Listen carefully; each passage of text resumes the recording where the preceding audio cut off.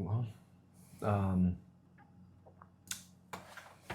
it's not new news that Charlie Kirk, founder and CEO of Turning Point USA, was executed in cold blood yesterday by a yet to be known assailant. So you all know this. I'm sure you guys have seen a million videos on it, and some of you guys may have even seen the actual footage of him being shot, which was some of the most horrible footage I've ever laid eyes on. And honestly, it was by accident. I didn't go looking for it. It was sent to me before I even had any knowledge of any of this. I literally just opened up a video on Messenger and hit play. Yeah. And then saw it happen. I mean, at this point, I've seen the footage up until, and I've seen the still shots like up until, but I still, and you know this, I still will not pull the trigger and watch it. I can't do it. To me, yeah, I know it happened. Yes, I know this stuff happens a lot, but I just couldn't do it. I can't watch it. So this feels like the climate right now in the country. It feels like 9/11, and I'm not comparing it to 9/11. I'm just saying that the general feeling in the air, the look on people's faces as you're going to and fro about your day right now, it feels like it's 9/11. I wasn't there. I'm too young to to have been there for the Martin Luther King assassination. But I would imagine him being as influential as he was, that the feeling people have as they go about their day is probably similar. And I am very disturbed. I had a hard time sleeping last night. Same. I wasn't a subscriber to Charlie's podcast or any of his stuff, but I was a huge respecter of his work. I did follow him on Instagram, so I did see his updates every day. I mean, I have been very passionately familiar with his debate material for years and years, and I did respect him as a debater and as a conservative and as a Christian. For sure. I will tell you this: I have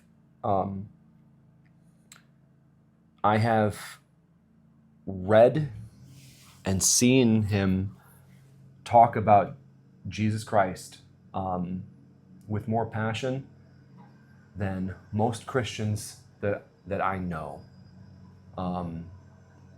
So some of the subjects that he debated, to me, were that much more powerful because he looked at things from a biblical worldview and called out evil to its face. And if you've seen his material, which I'm sure you have, you can see that some of the left-wing ideology that he debated with people was straight out of the Bible almost. I mean, you can see the demonic influence on some of these people's faces. 100%. And the cool thing is something to note about Charlie as a Christian. I was a subscriber to Turning Point, and just watching Charlie, I mean, to be so young and to be so educated, whether it was the Constitution or whether it was the inerrant Word of God, he made it a point to know God's Word. And I say that because he's 31. Yeah, he was younger than me. Okay, yeah. So look, I've been a Christian for a long time, and I was surprised at the level of knowledge that Charlie had about Scripture. So as far as that goes, in my opinion, he was a guy who actually not only walked he walked the walk. It's disturbing because I don't understand. Back when I was a kid, and you were a bit younger, but I came from the generation that the assassination attempt on Ronald Reagan, for instance, you know, um, you had the Kennedy assassination, you had MLK, you had Robert Kennedy. Mm. Every time something like this transpired, there would be almost like a national rallying, and these topics were considered taboo to even talk about when I was a kid. And when you look at the duration, not only Charlie, but go back to like Donald Trump in Butler, Pennsylvania, Mm-hmm. okay, and the school shootings, everything is happening in such quick succession now. Yep. And what disturbs me most about it is the callousness of our nation. Yes. You know what I mean? Yeah. I'm a conservative, obviously. That's not to say that I don't drink the Kool-Aid down the party line. First and foremost, I'm a conservative because I am a Christian. And what I mean by that is the stances, a lot of the stances on conservatism are in line with my biblical views and not the other way around. Mm-hmm. And Charlie proved that. He was unwavering, but he was not unteachable. I mean, I think a lot of what he did by bringing his talent to the campus was, I think he literally wanted to be. The guy was on a quest to learn more. You know what I mean? And he did it in such a way to where he gave you the opportunity to have a platform and to maybe change his mind on things if there was a better way. Yeah. You couldn't because of his knowledge of the inerrant Word of God. My point being is this: is after every one of these things, this is so polarizing and our nation is so divided that I'm surprised at the callousness of it all. This was a man who was gunned down in public. He was gunned down in public in front of his children, in front of his wife. And things on the internet never die. This is his wife's last memory. You know what I mean? Yeah. And it's like, this is raw and uncut. So for all of you callous fucks out there who now are lining up with orgasmic glee to kick this guy while he's down, or to say some things that his wife is gonna see, fuck you guys. Fuck you guys. I'm appalled. And like I said, I it's funny because I put out a video yesterday. I was in shock when you told me. I was just in shock. Mm-hmm. And I was right. It's you've got the usual suspects, and you know who you are, clamoring up from under their fucking stones, and under the rocks. And it's like, we condemn this action. We condemn this action. What about Congress? Condemn what, though? Here's the thing. These are the same people who publicly are condemning this action, who are calling people, that think like us, Nazis. I mean, because we disagree. We came from a different fucking generation, okay? So we're Nazis because we disagree. This is the kind of stuff that is causing this kind of violence. What fucking kills me, actually, is it's the left ideology that's making such a case for gun violence, gun control in this country, okay, and for stripping people like us of our free speech, okay? But these are the people who can't debate. These are the people that don't have free ideas. These are the people that end up resorting to the very methods that they condemn in order to silence people like Charlie Kirk. 100%. It's absolutely crazy to me. Open your eyes. You know what? There is a connection between the trans ideologies, okay, and the woke ideologies to this case, okay? Charlie Kirk was a guy who literally, when you go back through his content, this was a man who looked into the eyes of demons, people with demonic influence. And these are the same type of people who couldn't beat him In the realm of ideas. in the realm of ideas, and they had to shoot him and kill him. Yep. It's quite amazing how, it's quite amazing how, and you know who you are when we talk to you, how you can't compete with us in the realm of ideas. You can't compete with us in the area of free speech. You have no moral high ground. Yet how quickly you acquiesce and take our players off the board. And I will tell you this. You can laugh, you can celebrate about it all you want. There is a God. And nothing goes unseen. Nothing is hidden from my God. It doesn't matter whether you believe in him or not, or whether you reject him. It doesn't matter because God is just. I knew it. Well, that's ruined. It's okay. It's okay. That's okay. We're in the middle of a recording. It's okay. It's okay. It's all right. I'm so sorry. I guess raw and uncut. Yeah, Bet you you're tired from walking, huh? You tired from walking? Sorry about that. That was my family interrupting. See? Charlie Kirk had a family too, okay? I'm a father of 2 little girls who depend on me for everything. Oh, wait. You're a father of 2 Jewish little girls, aren't you? I am. And let me tell you, actually, let me drop some truth on you real quick, okay? There is a wave of anti-Semitism right now that's just brooding, okay? It's coming. And you know what? I saw it coming, okay? And you know what? I take measures all the time to protect my 2 little girls because they're Jewish, okay?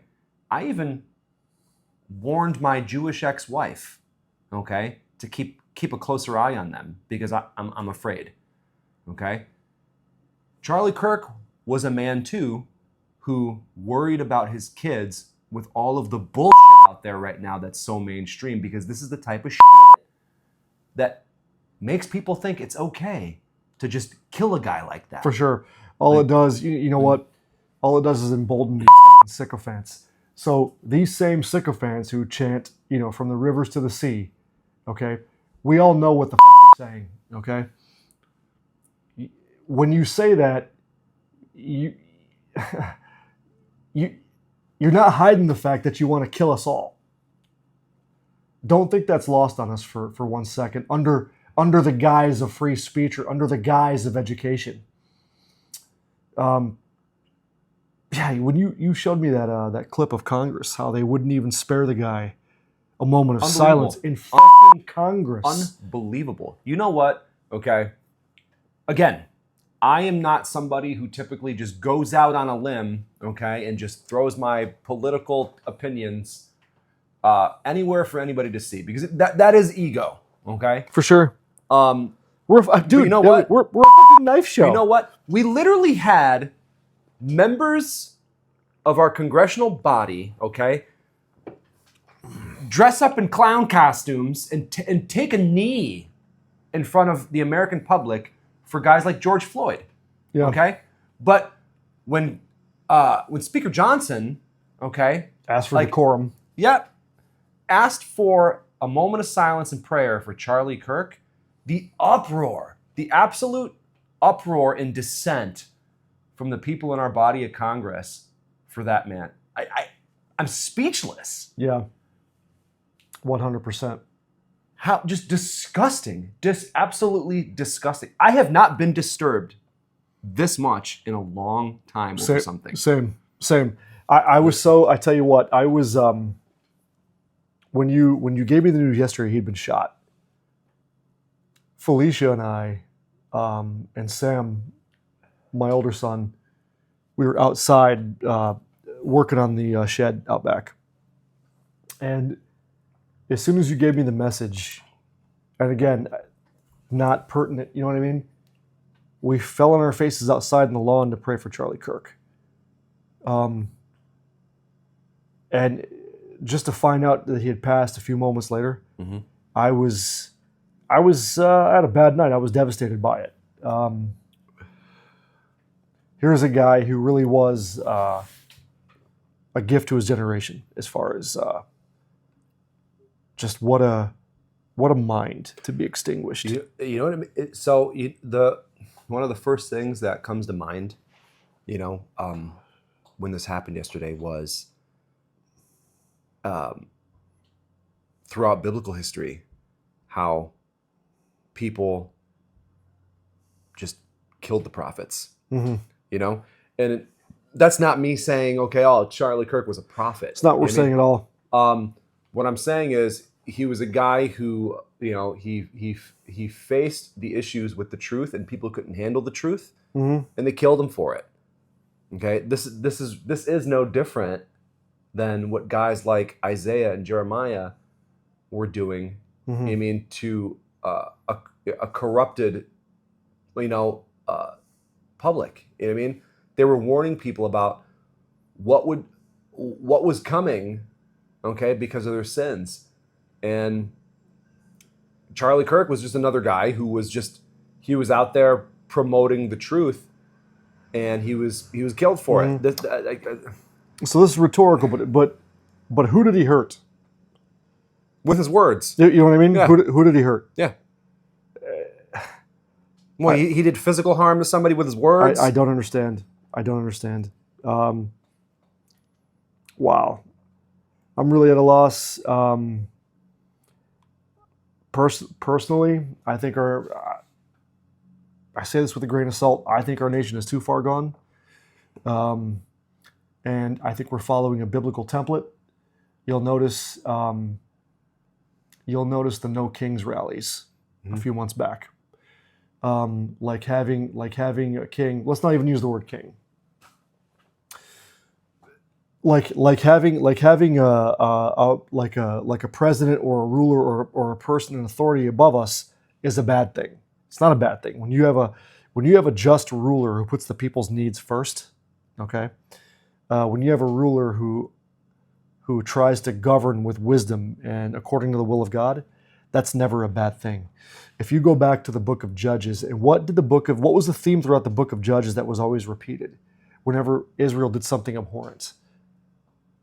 And there were no kings in those days. Israel had no king in those days. Yeah, everybody did what was right in their own eyes. Yeah, so the reason why I say that is because when justice leaves the courts, when those appointed who will no longer administer justice administer it, a nation is at the edge of the cliff. It stands on the edge of the knife. Mm-hmm. And this is where we are. It's very, very polarizing, very, very divisive. And as a Christian, I'm given the Great Commission. You don't have to be a pastor. You don't have to be an evangelist. But every Christian is given the Great Commission, and that's to spread the gospel of Jesus Christ. And let me tell you something. It's like you'd mentioned earlier. I don't know how Charlie did it and kept his cool. Mm-hmm. Because I know you, bro. I'm saddened, but I'm fucking pissed. Yeah. I love the Lord. Truly. I struggle with my faith like every Christian out there. 100%. And, most of the time, this kind of stuff just, it pisses me off. You know what I mean? And I some of my words sometimes are unsavory. It's how you feel, man. But it's how I feel, okay? And I'm not saying it's fine, okay? What I'm saying is this is total bullshit, okay? It's total bullshit. If people are willing to go out there and execute guys like Charlie Kirk for his views because his words hurt you. Mm-hmm. Okay? What about the pastor on the street corner preaching the gospel? Right. What about the young teacher in a school? Right. What about your neighbor who's raising little kids in a family, okay, who has a differing viewpoint? Mm-hmm. Okay. Charlie Kirk was younger than me, but not by that much. I can relate to the guy a lot. I do share a lot of the same viewpoints. I'm not as vocal as he is because I'm not called to that type of. No. I don't have that type of calling.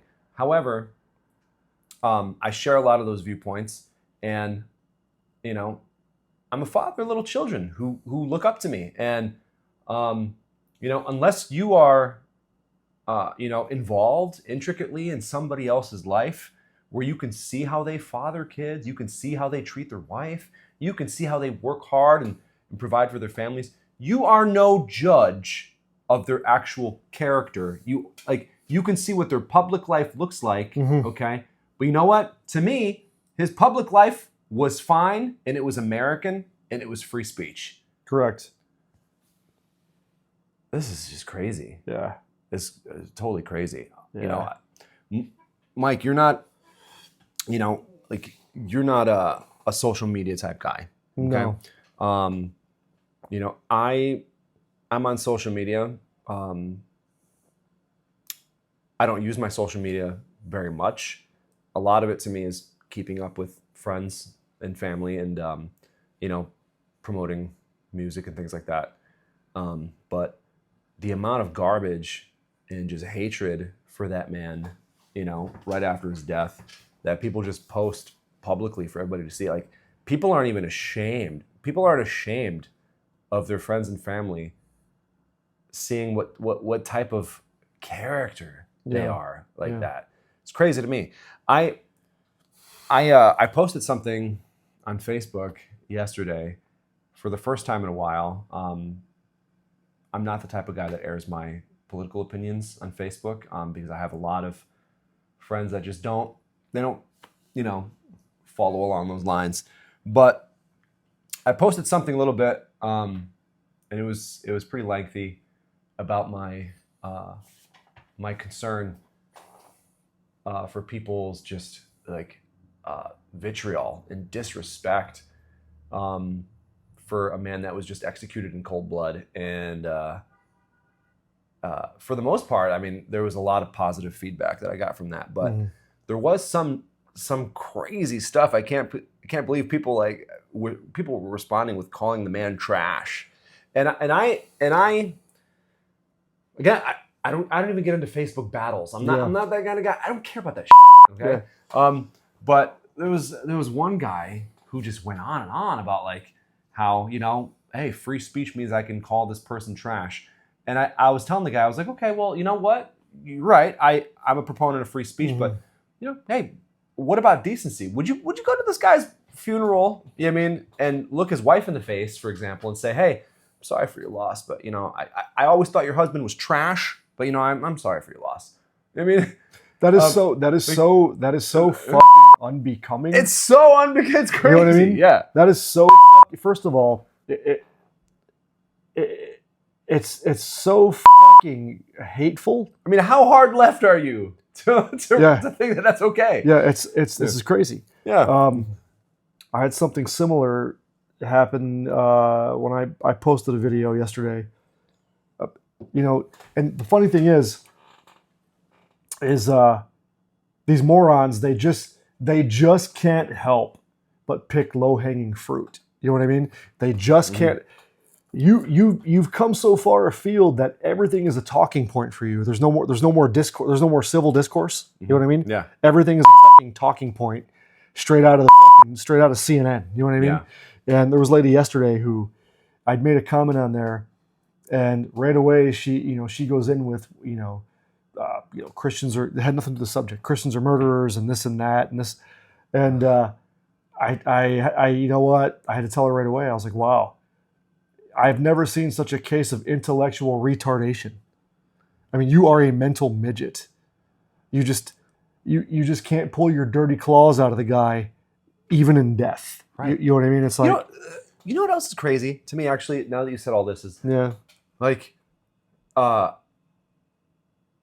everybody on the left is so hateful towards Christian nationalism, right? But what's wild is that those people that are so against Christian nationalism are these weird progressive Christians. That's a dichotomy. Yeah. That's impossible. You know what I mean? I know. To be both. It's crazy that how these people can serve two masters. Yeah, yeah. I mean, so going back to what I was, hold on. Full disclosure. That doesn't mean we think something stupid like Trump's the Messiah.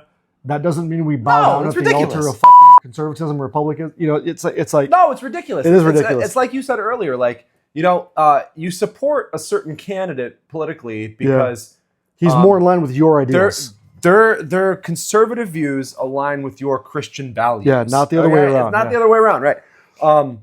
But there's nothing wrong with having Christian values. And you know what? If someone's proud of their Christianity and they're a Christian nationalist, so fucking what? Yep. Like, I mean, do you hate your country to that point? That you betray it or sell it out? Are you supposed to be ashamed of the country you live in? go to one of these countries that you think you're fighting for, okay, and live there just for a week, okay, and tell me whether or not you want to come back to America. Tell me about how good life is, okay, in one of these countries. It's crazy. For you progressive women who are all for open borders and you're staunch supporters of Gaza, you know what? Live up to your fucking ideals. Why don't you go live there under Sharia law for a month? Live under Sharia law, where you have no voice. You get the fuck kicked out of you just for going outside with someone who's not your relative. You know what I mean? You know, these are the things you support, and every time you support these things, you're actively. They're actively one possibility or one rung closer to becoming reality here in our country. I love my wife. I can tell you that if my wife doesn't wear a burqa, I don't beat the shit out of her. You know, I can tell you that as a Christian nationalist, I can tell you that I think all babies are precious. Doesn't matter the race or the creed of the baby. You know. I support heterosexual marriage. Why? Not because I'm a conservative, but because I'm a Christian. Okay?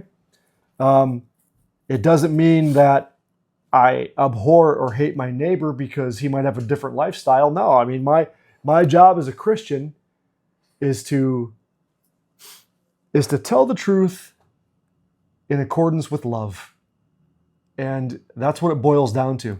And if those are your ideas of what we are, then you people are fucked. Yo, one of the biggest lies, okay, is that you can't possibly love your neighbor if you don't agree with them and support their lifestyle. That's not true at all.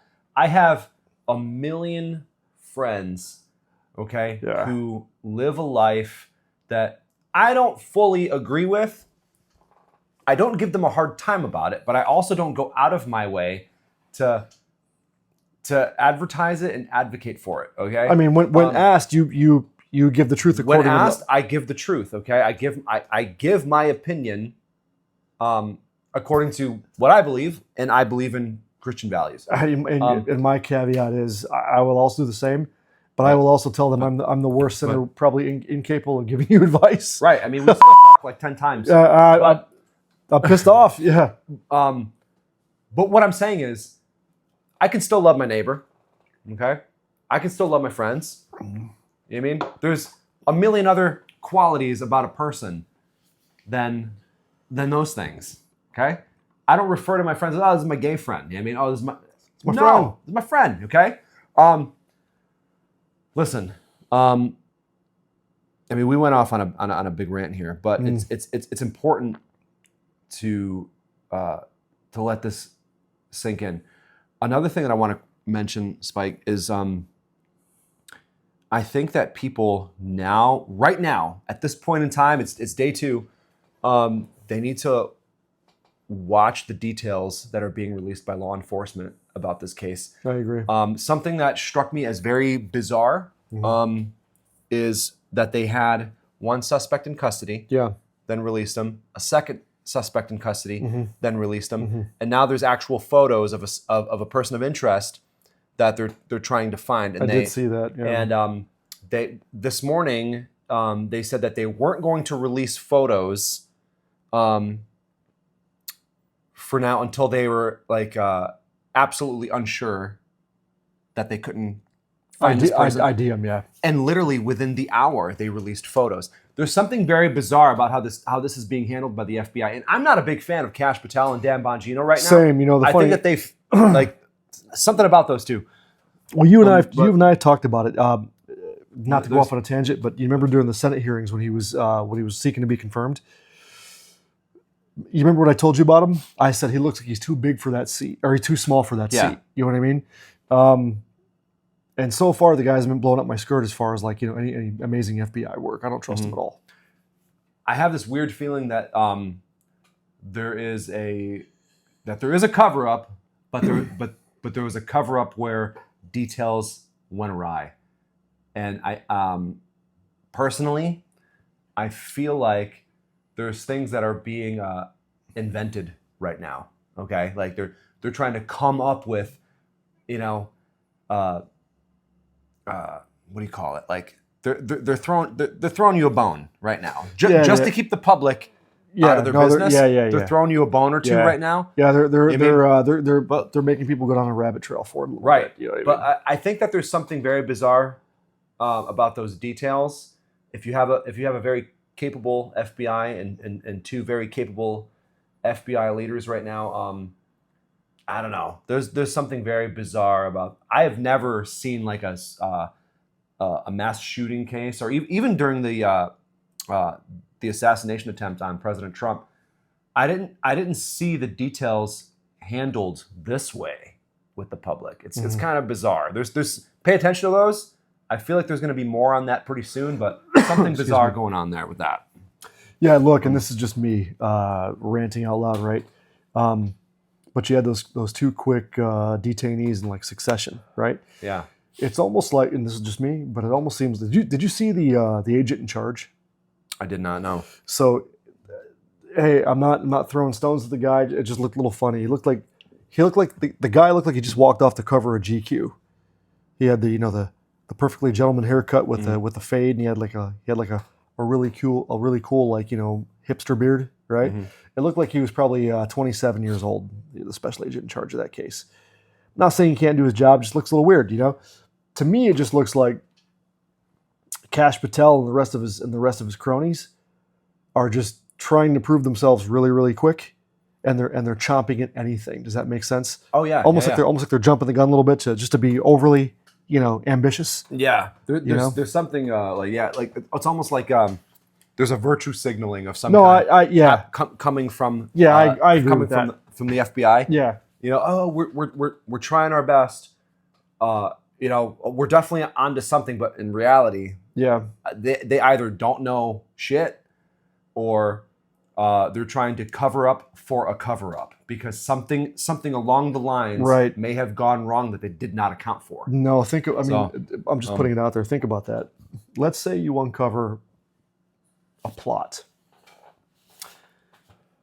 but the plot is much big. The players are much bigger than than maybe what you and I would consider the usual suspects. Mm-hmm. Okay.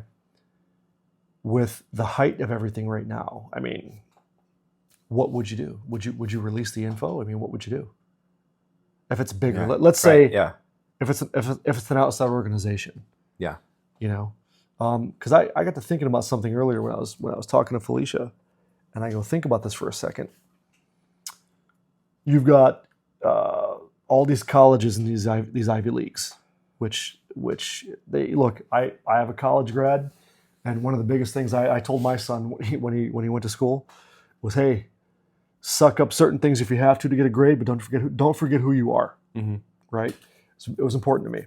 What I'm saying is a lot of these places you pay a lot of money to go get educated, and I use that word loosely. I use the term re-educated.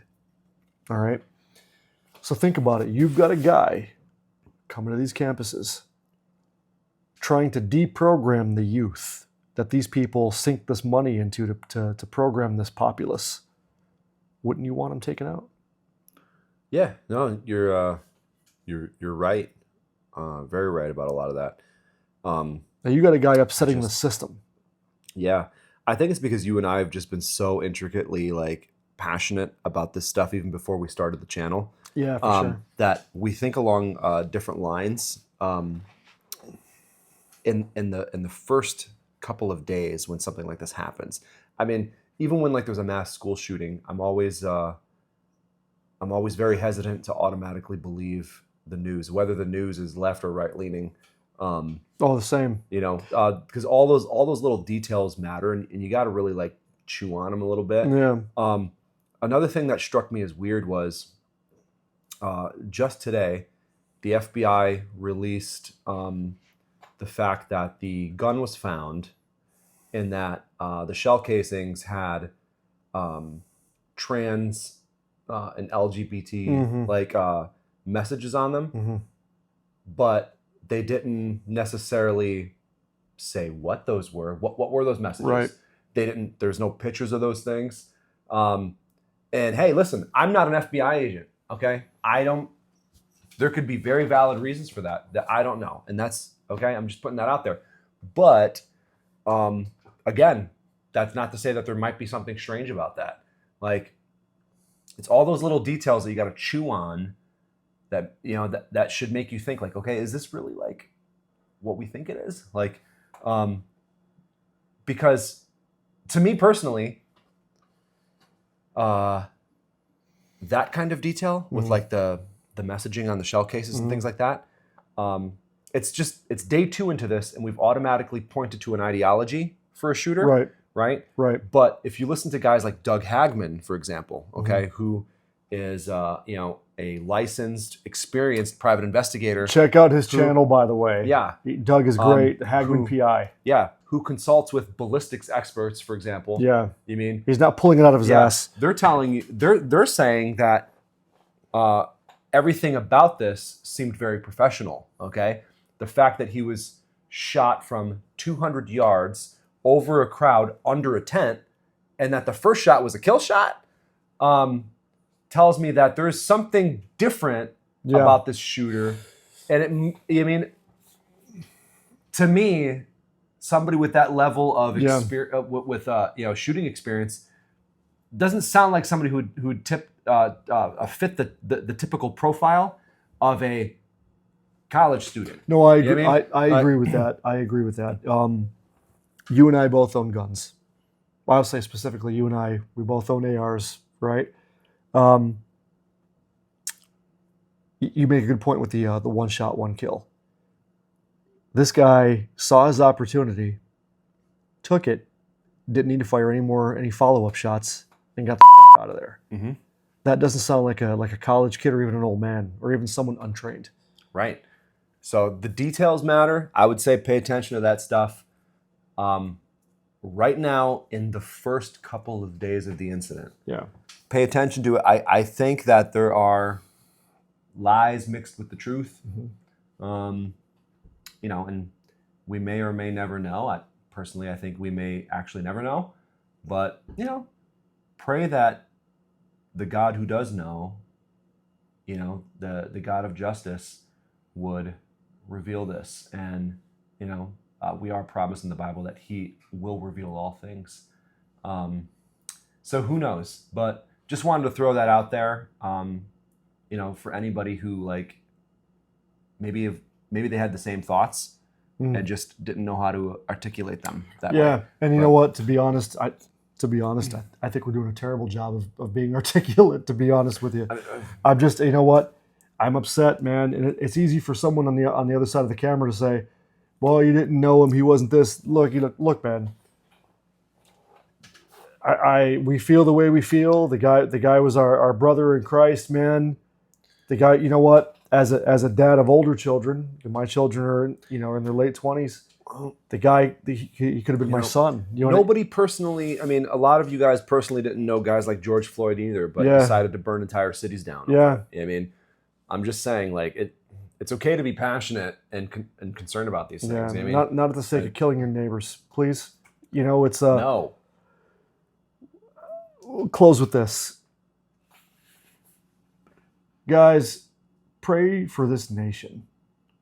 importantly, humble yourselves before the living God. God will hear you. He will turn and he will hear our land if your hearts are right before him. Love your neighbor. That's hard, man. That's very, very hard.